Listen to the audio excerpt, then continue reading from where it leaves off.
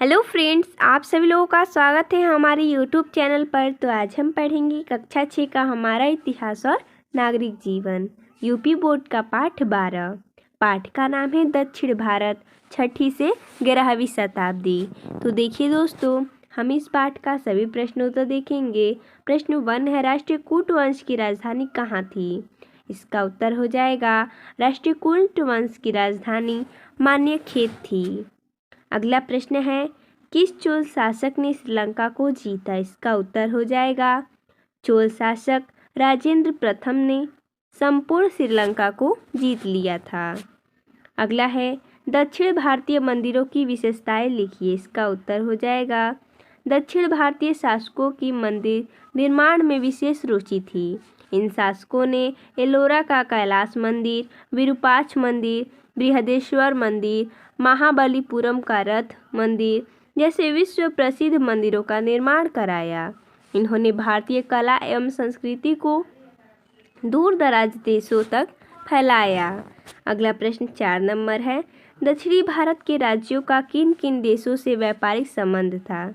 इसका उत्तर हो जाएगा दक्षिणी भारत के राज्यों का यूनान, रोम, मिस्र, मलय द्वीप समूह और चीन के साथ व्यापारिक संबंध था।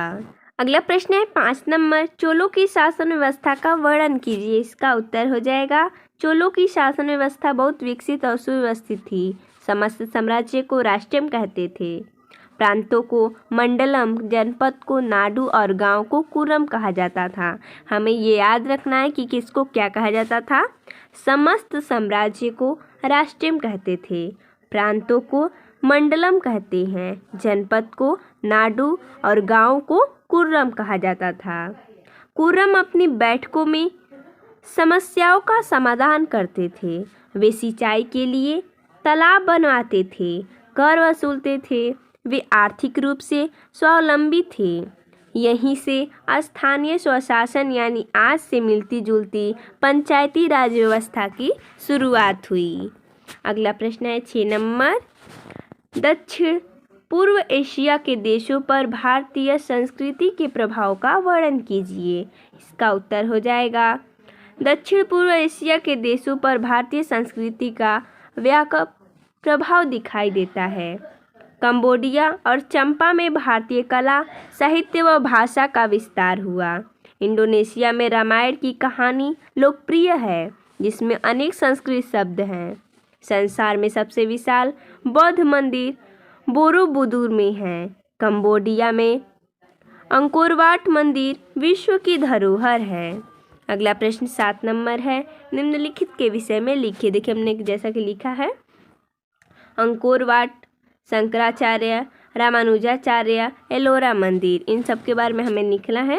तो देखिए जैसे सबसे पहले हमने लिखा है अंकोरवाट। अंकोरवाट का बहुत विशाल मंदिर कंबोडिया में स्थित है।